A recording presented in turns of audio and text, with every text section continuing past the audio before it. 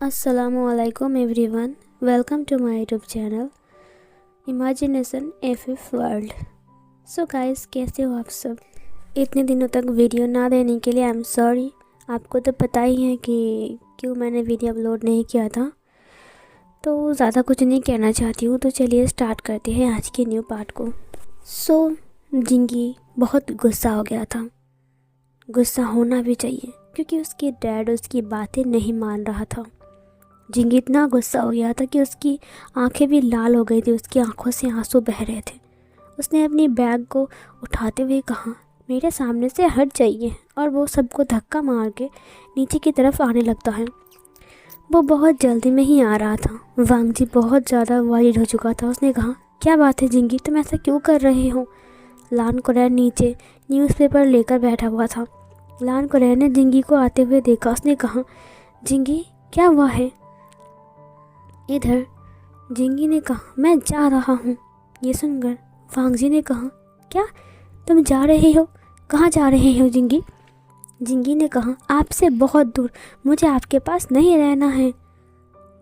ये सुनकर जैसे कि वांगजी के सिर पर आसमान टूट गई। वांगजी ने कहा, जिंगी ऐसा मत कहो प्लीज़। जिंगी ने कहा, तो क्या कहूँ? ऐसा ना कहो तो क्या कहूँ? आपको पता है मुझे एक मॉम की कितनी ज़रूरत है, लेकिन फिर भी आप मेरी बातों को नहीं मान रहे हो। ये बोलकर जिंगी बहुत रोने लगता है। वो वहाँ पर बैठ जाता है और वो अपनी मॉम को बुला बुला कर बहुत ज़्यादा रो रहा था। वांगजी की आंखों में आंसू आ जाते हैं। उसने कहा, जिंगी प्लीज़ बुरा मत मानो।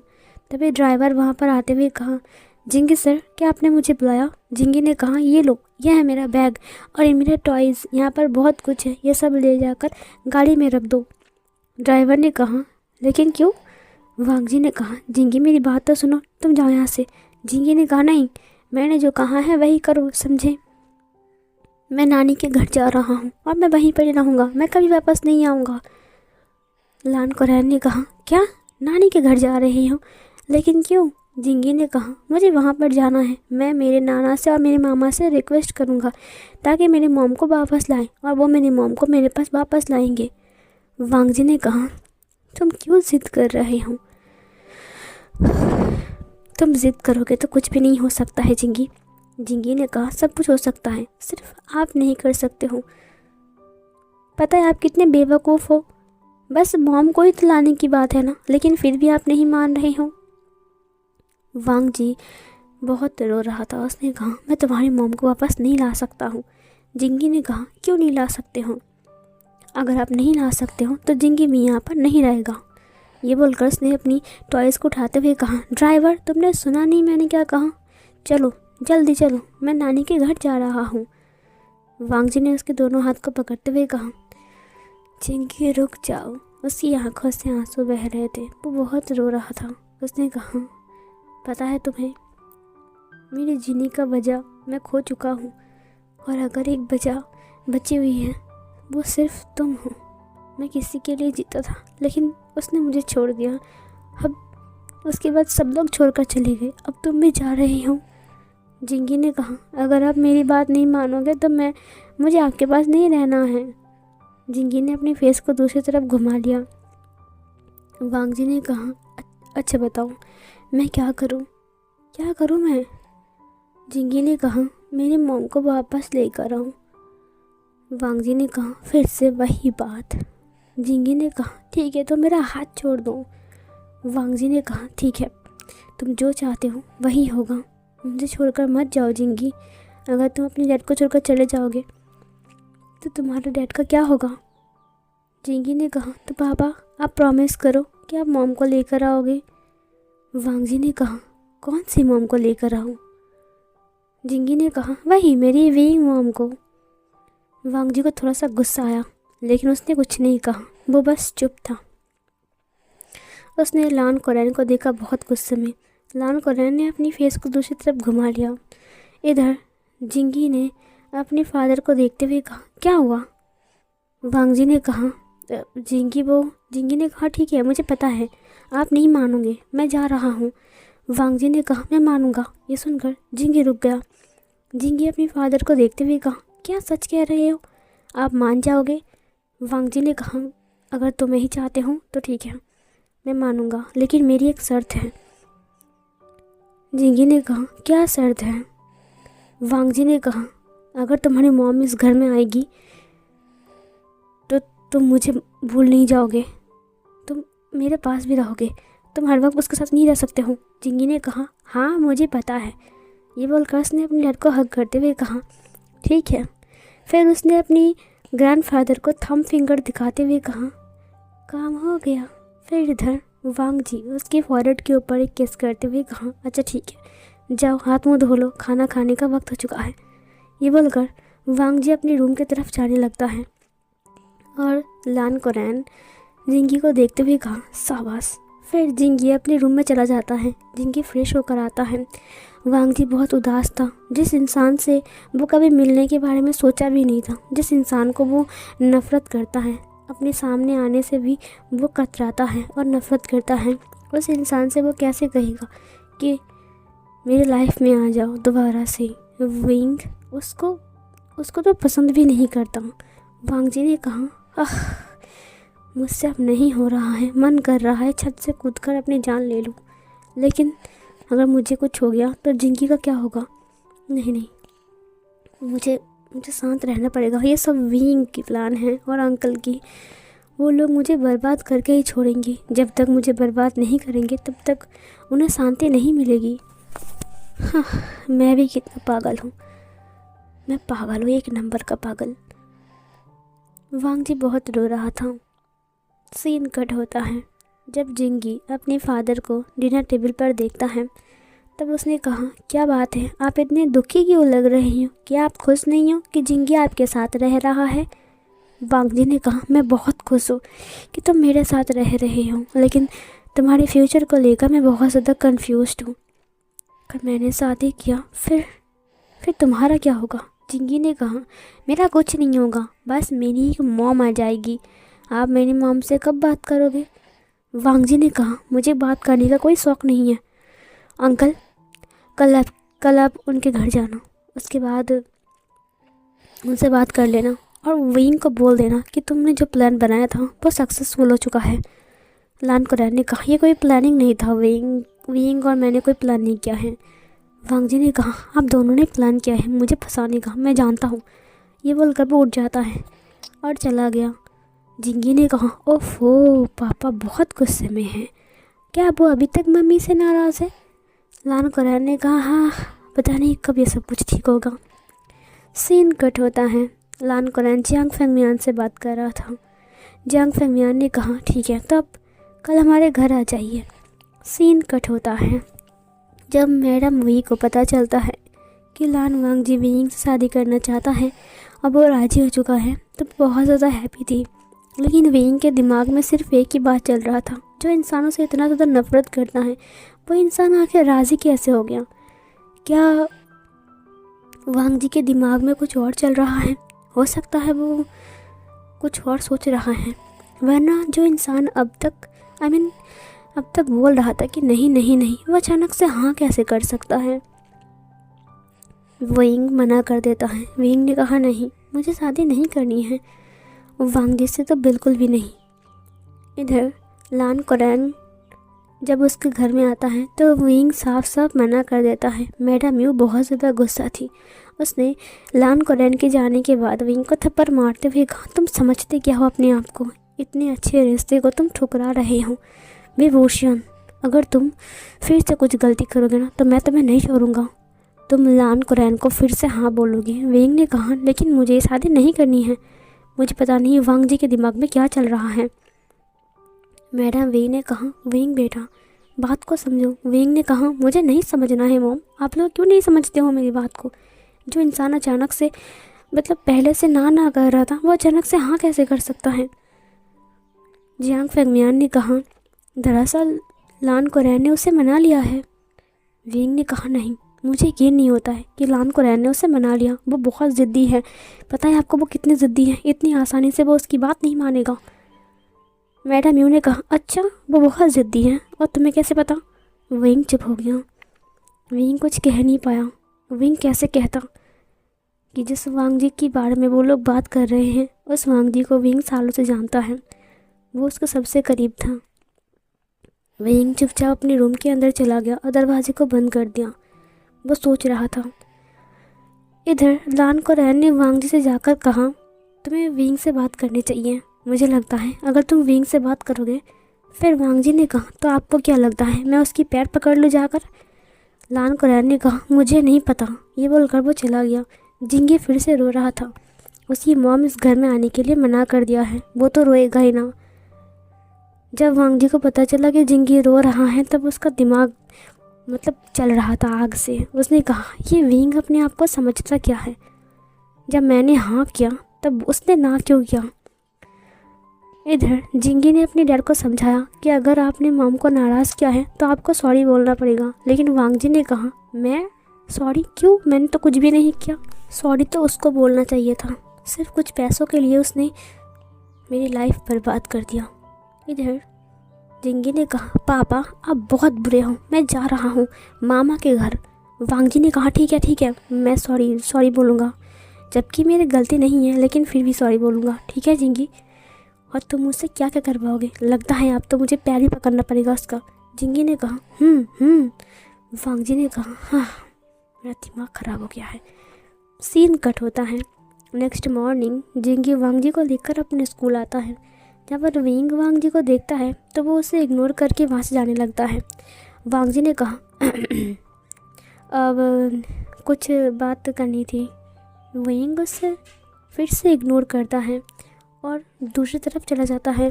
जिंगी ने कहा, ओफो पापा, क्या आप एक सॉरी भी ढंग से नहीं बोल सकते हो? जिंगी उदास हो गया। वांग जी विंग के पास आते हुए कहा, मुझे तुमसे कुछ पूछना है। विंग घूमते हुए कहा, क्या पूछना है? यही ना कि मैंने ना क्यों किया? वांग जी ने कहा, हाँ ऑफ कोर्स, तुम्हें कैसे पता? अच्छा ये तुम्हारा प्लान था ना? विंग ने कहा, मैंने कोई प्लान नहीं बनाया है। और तुम्हें क्या लगता है लान वांग जी, हर वक्त मैं ही प्लान बनाता रहूँगा? मुझे लगता है कि तुमने कुछ प्लान बनाया है। अचानक से तुम राज़ी कैसे हो गए? वांग जी ने कहा, देखो मुझे कोई शौक़ नहीं है तुम्हारे साथ रहने की, समझी? वो तो मेरा बेटा ज़िद कर रहा है। विंग ने कहा, अच्छा अब तुम जिंगी को बीच में ला रही हो? मुझे तो लग रहा है तुम उसे ज़रिया बना रही हो। वांग जी ने कहा, मैंने कोई फ़ायदा नहीं उठाया है, समझे? सच कहो तो वो जिंगी मुझे छोड़कर जा रहा था, मुझे मानना पड़ा, वरना मुझ जैसा इंसान तुम्हारे साथ रहेगा ये मैं कभी सपने में भी सोच नहीं सकता। धोखेबाज कहीं का। विंग ने कहा, एक मिनट रुको, तुम पूरी बात ना सुनकर मुझे धोखेबाज नहीं कह सकते हो। वांग जी ने कहा, मुझे सुनने की कोई ज़रूरत भी नहीं है।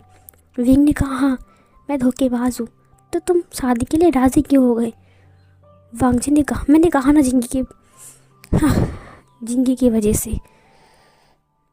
देखो विंग, वो तुम्हें अपना मॉम मानती हैं और वो चाहती हैं कि तुम हमेशा उसके साथ रहो। वैसे मैं वैसा नहीं हूँ जैसा कि तुम सोच रहे हो। विंग उसे आंखें घुमाकर देखने लगता है। वांग जी ने कहा, अगर तुम शादी के लिए मान जाओगे तो ये जिंदगी के लिए अच्छा होगा, बस ज़्यादा नहीं। हम 1 साल के लिए कॉन्ट्रैक्ट मैरिज करते हैं, ठीक है? 1 साल के बाद हम डाइवोर्स ले लेंगे। विंग ने कहा, क्या मैं कोई खिलौना हूँ? वांग जी ने कहा, क्या मतलब है तुम्हारा?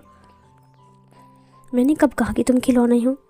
विंग ने कहा, तुमने अभी क्या कहा? तुम अपने बच्चे के लिए मुझसे शादी करना चाहते हो ताकि मैं तुम्हारे बच्चे का ध्यान रखूं, और 1 साल के अंदर तुम मुझे डिवोर्स भी दे दोगे, है ना?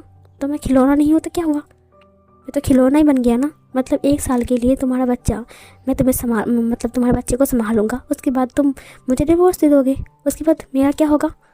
वांग जी ने कहा, मैं तुम्हें इतना पैसा दूंगा कि ज़िंदगी भर तुम्हें पैसे कमाने की ज़रूरत नहीं पड़ेगी। विंग ने वांग जी की घमंड को तोड़ते हुए कहा, मिस्टर लान वांग जी, पैसे की घमंड मुझे मत दिखाओ, मैं पैसे अपने हाथों से कमा सकता हूँ। वांग जी ने कहा, क्या तुम भूल गए? तुम पैसे के लिए एक रिश्ते को तोड़ चुके हो। विंग चुप हो गया। वांग जी ने कहा, विंग तुम मुझे हंसा रही हो। तुम्हारे लिए पैसा कितना इम्पोर्टेंट है मैं पहले ही जान चुका हूँ। कितने पैसे चाहिए? 1 करोड़, 2 करोड़, 3 करोड़, 10 करोड़, 20 करोड़, 50 करोड़, जितना चाहिए मैं दूंगा। सिर्फ 9 करोड़ की तो बात थी विंग, और तुम वहाँ पर पिघल गए थे। ठीक है, मैं तुम्हें डबल दूंगा। वेंग उसे देखते हुए कहा, लानजान। वांग जी वेंग के मुंह से लानजान नाम सुनकर वेंग को फिर से उसी नज़र से देखने लगता है। वांग जी ने कहा, अब अच्छा नहीं लगता। वेंग ने कहा, क्या? वांग जी ने कहा, तुम्हारे मुंह से लानजान वर्ड। खबरदार अगर तुमने मुझे मेरा बर्थ नाम से बुलाया तो। वेंग ने कहा, क्या? अब तुम्हें नाम से ही प्रॉब्लम है? वांग जी ने कहा, हाँ, तुम्हारी हर एक चीज़ से मुझे प्रॉब्लम है, हर एक चीज़ से, यहाँ तक कि तुम्हारी खुशबू से भी, तुम्हारी सांस से भी, समझी? तुम मेरे लिए एक एलर्जी से बन चुके हो। वेंग को बहुत ज़्यादा गुस्सा आता है। वेंग ने कहा, ठीक है, तो तुम्हारा बच्चा तुम्हें मुबारक हो, मेरे पीछे मत पड़ो। इधर जिंगी ने कहा, क्या हुआ? मम्मा भाग क्यों गई? फिर से आपने झगड़ा कर लिया। वांग जी ने कहा, तो क्या मैं तुम्हारी मॉम के पैर पकड़ लूँ? जिंगी ने कहा, हाँ वही करो। वांग जी ने कहा, ये मेरा बच्चा है या फिर मेरा दुश्मन? वांग जी उसके पीछे पीछे जाते हुए कहा, देखो विंग, मेरी बात सुनो, हम एक डील करते हैं ना, देखो मेरी बात तो सुनो। विंग रुकते हुए कहा, मुझे कोई पैसे नहीं चाहिए। जिंगी वहाँ पर रोते हुए आ गया और विंग को हक करते हुए कहा, मम्मा इतना गुस्सा भी मत करो ना, प्लीज़ मेरे साथ चलो, मुझे आपकी बहुत ज़रूरत है। आपको पता है मैं आपको कितना मिस करता हूँ। मुझे सोने वक्त कहानी सुनना है। मेरे दोस्त कहते हैं उसकी मॉम हर रोज़ कहानी सुनाता है, अपने हाथ से खाना खिलाता है और उन्हें होमवर्क भी करवाता है, लेकिन मेरे पास आप नहीं हो तो पता है मुझे कितना अकेलापन महसूस होता है। विंग की आंखों में आंसू आ गए। वांग जी ने कहा, तुम्हारी वजह से बच्चा रो रहा है। विंग ने कहा, मेरी वजह से? तुम्हें नहीं लगता ये सब कुछ तुम्हारी गलती है? वांग जी ने कहा, मेरी गलती है? जिंगी ने कहा, ओफो, फिर से आप दोनों झगड़ा कर रहे हो। लगता है मैं यहाँ से बहुत दूर चला जाऊँगा, तब आपको शांति मिलेगी। वेंग ने उसकी मौत को पकड़ते हुए कहा, नहीं बेटा, ऐसा नहीं बोलते। जिंगी ने कहा, तो फिर आप मान जाओ ना। वेंग ने वांग जी को देखा और वांग जी ने जिंगी को, जिंगी ने वेंग को देखा और फिर वेंग ने जिंगी को देखा। अब वेंग मतलब आगे कुआं पीछे खाई हो गया है इसका। वो जिंकी की तरफ जाएगा तो उसे कुएं को पार करके जाना होगा, और अगर वो पीछे की तरफ जाएगा तो वो खाई में गिर जाएगा।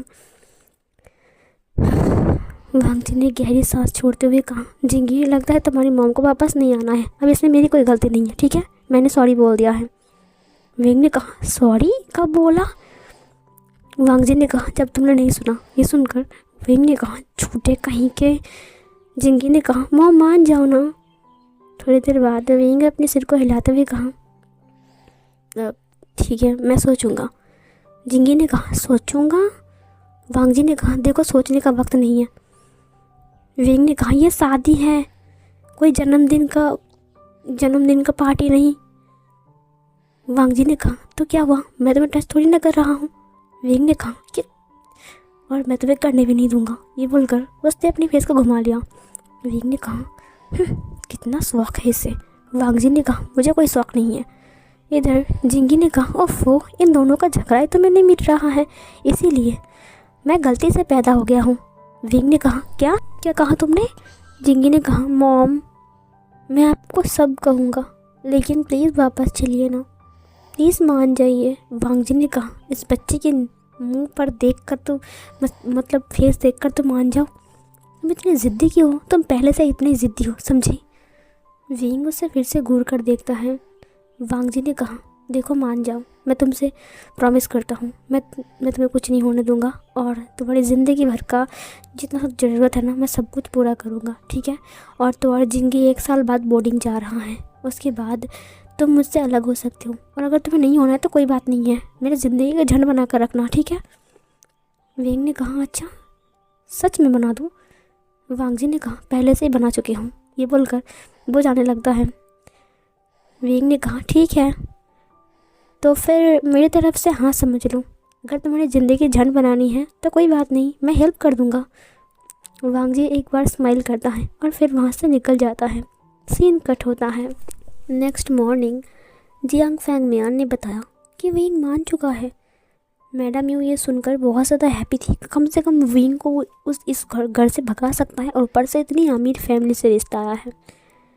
मैडम यू ने कहा, विंग मान चुका है। वो विंग के पास आ गया। उसने विंग को पूछते हुए कहा, विंग ने कहा, हाँ, आपने कहा ना, इसीलिए मैं सोच कर देखा तो मैं मान गया।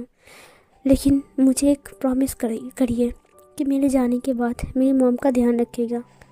फिर मैडम यू ने कहा, तुम्हें क्या लगता है इस वक्त तुम्हारी मॉम बहुत बुरी हालत में है और तुम बीच बीच में अपनी मॉम को देखने आ सकते हो। विंग ने कहा, शुक्रिया। सीन कट होता है। अब वो लोग शादी करने वाले हैं तो शॉपिंग तो करनी पड़ेगी, तो वो लोग शॉपिंग करने के लिए जाते हैं। यहाँ पर वांग जी पहली बार विंग को कॉल करता है। ये विंग का पुराना नंबर नहीं था, ये विंग का न्यू नंबर है। उसने विंग को बोलते हुए कहा, आज संडे है, जिंगी की छुट्टी है, तो हम लोग शॉपिंग करने जा रहे हैं, तो अगर तुम्हें ज़रूरत है तो तुम आ सकते हो। विंग ने कहा, क्या ज़रूरत है तो? लान कोरैन ने कहा, ठीक से बोलो। जिंगी ने कहा, अब ठीक से बोलो। वांग जी ने कहा, प्लीज़ तुम आ जाओ, तुम्हारी बहुत ज़रूरत है इन दोनों को। फिर विंग ने कहा, जी थैंक यू, ये बोलकर उसने कॉल कट कर दिया। वांग जी ने कहा, तुम दोनों और क्या क्या कर पाओगे मुझसे? जिंगी ने कहा, और बहुत कुछ। सीन कट होता है शॉपिंग मॉल में। इधर वांग जी ने कहा, सबसे महंगा ड्रेस दिखाइए मेरी मेगा वाइफी के लिए। उसने विंग को देखते हुए कहा। फिर विंग ने कहा, उतनी महंगी चीज़ देने की ज़रूरत नहीं है मुझे। वांग जी ने कहा, नहीं, तुम्हें तो ज़्यादा महंगी चीज़ पसंद है ना, क्योंकि तुम्हारे लिए पैसा ही सब कुछ है। विंग ने कहा, क्या तुम मुझे ये टोंट मारना बंद करोगे? वांग जी ने कहा, जी नहीं, अब तो तुम मेरी ज़िंदगी में आ रही हो, स्वागत करने के लिए 9 करोड़ और बर्बाद कर दूँ। विंग फिर से उसे आंखें घुमाकर देखने लगता है, उससे बात नहीं करता। वांग जी ने कहा, यह सबसे महंगी है। फिर उस दुकान के ओनर ने कहा, जी ये तकरीबन 1.5 करोड़ की है। ये सुनकर विंग ने कहा, 1.5 करोड़ की ड्रेस भी होती है? दुकानदार ने कहा, अगर आप इससे भी महंगा लेना चाहते हो तो हम बना सकते हैं। वांग जी ने कहा, नहीं नहीं, हमारी शादी तो 2-3 दिन बाद ही है, बनाने के लिए वक्त चाहिए, क्योंकि चीज़ महंगी जो है। उसने विंग को देखते हुए कहा। विंग को बहुत ज़्यादा गुस्सा आ रहा था, लेकिन उसने कुछ नहीं कहा, क्योंकि पूरी फैमिली मेम्बर वहाँ पर मौजूद थी। अगर विंग कुछ भी बोलेगा तो विंग का सीक्रेट सबको पता चल जाएगा। वांग जी विंग को ही देख रहा था। विंग ने ज्वेलरी लिया। वांग जी चुन चुन कर उसके लिए सारे के सारे डायमंड का ज्वेलरी चूज़ करता है। विंग के देखकर हैरान था, आखिर वांग जी इतना पैसा क्यों उड़ा रहा है, समझ में नहीं आ रहा है। वांग जी के दिमाग में क्या चल रहा है? क्या यह शादी सिर्फ जिंगी के लिए है या फिर कुछ और? सीन कट होता है शादी वाले दिन। वांग जी स्टेज पर वेट कर रहा था। विंग अपने रोब्स पहन कर आता है जियांग फेंगमियान के साथ। जियांग फेंगमियान वांग जी से बात करता है, खुश रखना वगैरह वगैरह बोलता है। उसके बाद वो लोग बाउस लेते हैं, एक दूसरे को रिंग पहनाता है, और फिर वांग जी विंग के फॉरहेड के ऊपर ही किस करता है, और फिर फाइनली उन दोनों का शादी कंप्लीट होता है। उसे मतलब फ़र्क ही नहीं पड़ता कि वो विंग को यहाँ से लेकर जाए या फिर ना जाए, बस शादी करने से मतलब था। जिंगी ताली मार रहा था, वो बहुत ज़्यादा हैप्पी था कि फाइनली उसका मॉम उसके घर आ रहा है। भाई इससे ज़्यादा खुशी कोई और हो सकता है क्या? जिंगी तो अपनी मॉम के पास चला जाता है। उसने कहा, फाइनली मेरे मॉम और डैड एक हो चुके हैं। इधर जो लान कोरैन था वो काफ़ी ज़्यादा हैप्पी था। उसने कहा, फाइनली मैंने अपना काम कर दिया है, अब बस वांग जी को समझना होगा। विंग वांग जी को देखने लगता है। उसने कहा, तुम खुश हो ना बहुत? वांग जी ने कहा, मेरा पता नहीं है, लेकिन तुम बहुत खुश हो।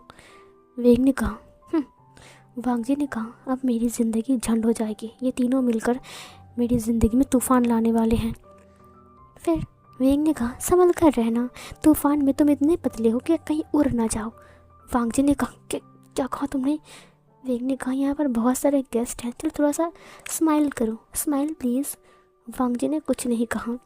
सीन कट होता है जब उनकी विदाई हो रही थी। विंग का मॉम बहुत रो रहा था। इतने साल से विंग उनके साथ था, अब विंग बिछड़ रहा है। विंग भी बहुत रो रहा था, इतनी ज़ोर ज़ोर से रो रहा था कि जिंगी भी उससे धीरे रोता है। फिर वांग जी ने कहा, जिंगी क्या तुम इतने ज़ोर से कभी रोए? जिंगी ने कहा, हाँ अभी मॉम के साथ मुझे भी रोना है। उसने भी रोना स्टार्ट कर दिया। वांग जी ने कहा, अब ड्रामा ख़त्म करो। मैडम वही वांग जी से बात करने लगता है। वांग जी बिल्कुल शांत था। विंग बहुत बदमाश है, अगर विंग की कोई बात आपको बुरा लगे तो विंग को माफ़ कर देना। आपने विंग को शादी करने के लिए मान गए। मैं बहुत ज़्यादा हैप्पी हूँ कि फाइनली विंग का कोई ठिकाना मिल रहा है, फाइनली कोई ऐसा मिल रहा है जो विंग का ध्यान रखेगा। मुझे पता है कि आपका सेकंड मैरिज है। वांग जी ने कहा, सेकंड मैरिज? और आपका एक बेटा भी है। वांग जी ने कहा, हाँ हाँ, लेकिन मुझे याद नहीं कि मैंने कब फर्स्ट मैरिज किया। ये तुम क्या कह रहे हो बेटा? तभी लान कोरैन ने चिल्लाते हुए कहा, चलो अब देर हो रही है। फिर वांग जी उन्हें ग्रीट करता है और फिर मैडम वे से कहता है विंग का ध्यान रखना, और विंग को भी गले लगाता है। और फिर वो लोग गाड़ी में बैठ जाते हैं। विंग बहुत रो रहा था। मैडम वे ने कहा, विंग अपना ध्यान रखना और अपनी फैमिली का भी, वही लोग अब तुम्हारे फैमिली हैं, याद रखना। और देखते ही देखते गाड़ी वहाँ से निकल जाती है और विंग रोते रोते सबको विदा करता है। और ये वाला पार्ट यहीं पर ही एंड होती है।